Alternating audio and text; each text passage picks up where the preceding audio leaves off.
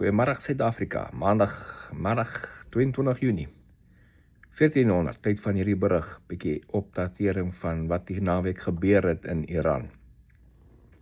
Peace talks is aan die gang. Op die oomblik probeer Hezbollah alles wat hulle kan om hierdie peace talks te ontwrig. Nou, hulle is definitief, is mos 'n proxy van Iran. Iran probeer nou proxies gebruik om nog steeds ontwrigting te veroorsaak, want hulle kan nie meer direk die stryd of Hormuz dreig in so, en hulle het probeer die naweek, hulle het weer die naweek gesê, die stryd is toe, maar daar is skepe deur. So hulle probeer nou die proxies gebruik om so lank as moontlik hierdie ding te delay, sodat hulle kan hulle eie wil afdruk. Maar dit het nie heeltemal vir hulle gewerk nie. Oornag het die peace talks voortgegaan en vice-president Vance het vanoggend 'n rapport gedoen oor hoe ver trek hulle en wat is die planne, hoe ver dit gaan. Een ding wat hulle gedoen het, of wat hulle al nou toegegee het, van die Iran se kant af nogal, hulle gaan wapeninspekteurs toelaat in die land international wapeninspekteurs, nuclear wapeninspekteurs, om hulle program te kom kyk, waar is die verrykte Iran wat leed, wat onder die grond is van laas jaar se bombings, en om die program te kry, om daai uit te kry en dan te vernietig.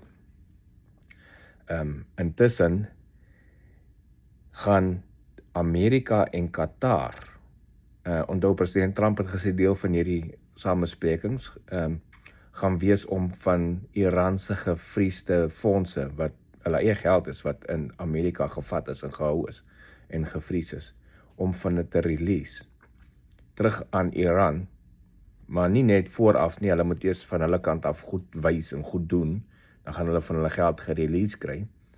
Maar president Trump, out of the deal, slim soos altyd, die geld wat hy gaan release van Amerika af, nou Amerika en Qatar gaan hy geld manage, gaan gebruik word om plaasprodukte by Amerika se plase te koop, plaasboere te koop, om vir die Iran populasie te gee om hulle te voer.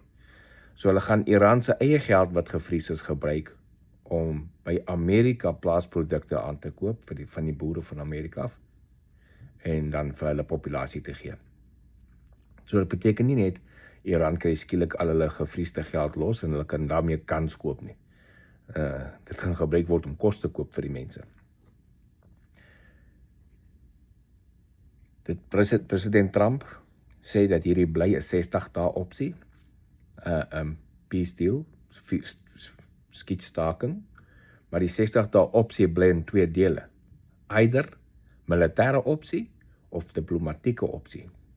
Dis alles, die bal is aan Iran se kant. Hulle moet kies, soek hulle diplomatieke opsie of soek hulle militêre opsie. Albei is op die tafel. Die US military bly in plek in hulle basisse in die Midde-Ooste. Hulle het wel teruggetrek en net die Hormuz blokkade weggetrek, maar daai skep is nog steeds daar en bly in die omgewing, om gereed te maak as die ding wil oorskakel van 'n diplomatieke opsie na 'n militêre opsie toe. Soos ons gesien het die naweek, het Iran geclaim hulle weer die stryd toegemaak. Dan kan McClain enigiets sê, nog steeds gaan die skepe deur. President Trump het daarna ook vir hulle gesê, as julle dit weer toemaak, dan sal ons maar met geweld die ding oophou. Dis julle keuse. Nou lyk my dat nou vir die laaste 24 uur niks gedreig daar nie, skep het gaan deurgegaan het. Ons kan sien, olieprys bly nog steeds hier op $76, wat baie beter as die $120 was wat hy 2 maande terug was, maand en 'n half terug was. En ons sien dit hier by ons ook, die petrolprys by ons het nou al in die laaste maand met amper 25% geval, en vermoed hy gaan hierdie week nog steeds verder val. So, dit is vir ons is op die oomblik met hierdie samesprekings. Enigiets bykom, sal ek jy laat weet, sien later weer. Cheers.